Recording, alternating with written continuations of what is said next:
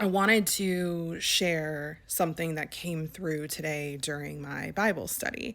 So, I am starting this absolutely massive project that God laid on my heart about spiritual gifts. And part of this project is recruiting people who want to learn about their spiritual gifts and who want to understand more about how they develop those and how their past painful experiences, their trauma in their past has affected those. I see people just really struggle to both develop and discern what their gifts are because a lot of times they end up staying in the same place, staying in their native place, not going out into more encouraging, open, curious spaces and having people help them see what their gifts are. So, as some of y'all know, I am writing out the Gospels, and I'm on Matthew 13 today, which is one of the longest chapters. And right at the end, after Jesus has been traveling around and sharing all of these parables and having this massive impact on people, having these huge, large crowds follow him and want to listen, he goes back to Nazareth, which is his hometown. And he is preaching in the synagogue. And all of these people who are listening to him are like, who is this kid? Where is he getting all of this knowledge and wisdom from? How is he able to perform these mighty deeds? Isn't he Mary's son? Isn't he the carpenter's son? Isn't he the brother of James and Simon and Judas? Aren't these his sisters right here? Didn't this kid grow up right here? Don't we know him? They're not asking this from a curiosity perspective. They're asking this from a judgmental perspective.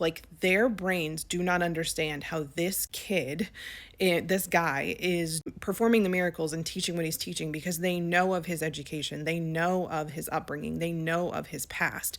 And so they're using their knowledge, their assumptions, and their experience of who he is to go, we don't understand these gifts. And I think this is so important to see because Jesus even says, a prophet is not without honor except in his native place and in his own home.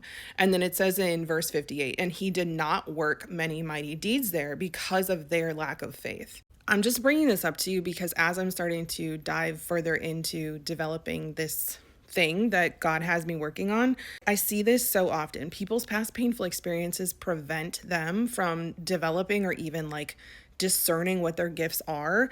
And then when they leave, they go other places and they actually are fostered in those places, they are able to develop in ways where they have encouragement. They have people who are really oh my gosh, your gift is incredible. I see this in you and we want more of it.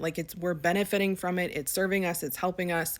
That can be for a normal human, a lot, because you're wait a second, I thought that this was a burden, not a blessing. I thought that this was a flaw, not a gift.